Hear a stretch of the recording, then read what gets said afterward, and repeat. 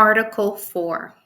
Hi, my name is Nakina Shiamaru. I am the CEO of Aboriginal Ministry of Justice, and I will be breaking down the United Nations Declaration on the Rights of Indigenous People, article by article.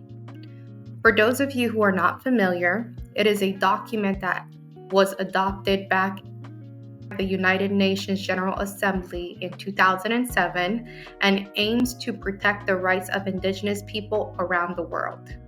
Indigenous peoples, in exercising their right to self-determination, have the right to autonomy or self-government in matters relating to their internal and local affairs, as well as ways and means for financing their autonomous functions. I would say Article 4 can be divided into three important parts. We have right to autonomy or self-determination. This means that Indigenous communities have the authority and freedom to make decisions and govern themselves in areas such as governance structures, justice systems, education, healthcare, land and resource management, and cultural practices.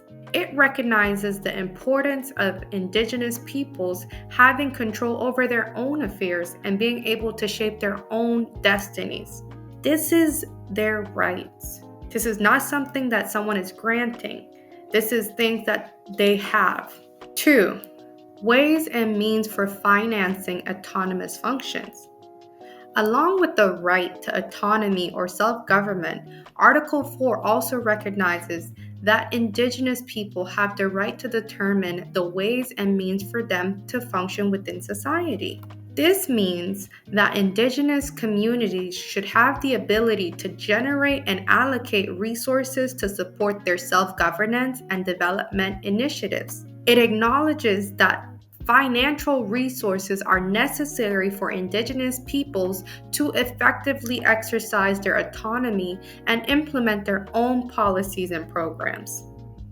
A great example of this is our nation state, the Shiamaru Republic, Indigenous government.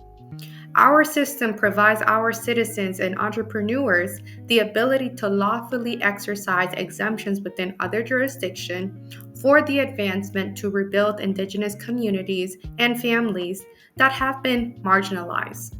3. Internal and local affairs. Article 4 specifically mentions that the right to autonomy or self-government applies to matters relating to Indigenous peoples' internal and local affairs. This refers to issues and decisions that are specific to the Indigenous community and its members, such as land use and management, cultural practices, language preservation, social services, and justice systems. It recognizes that Indigenous communities have unique needs, interests, and perspectives that should be respected and considered in decision-making process regarding their internal and local affairs. Meaning there are cases where no one else but these communities should have a say-so in their matters. I hope you're enjoying the breakdown of this presentation. For more content like this, make sure to follow us. And if you do have any questions, feel free to reach out to us by going to our website, aboriginalministryofjustice.org.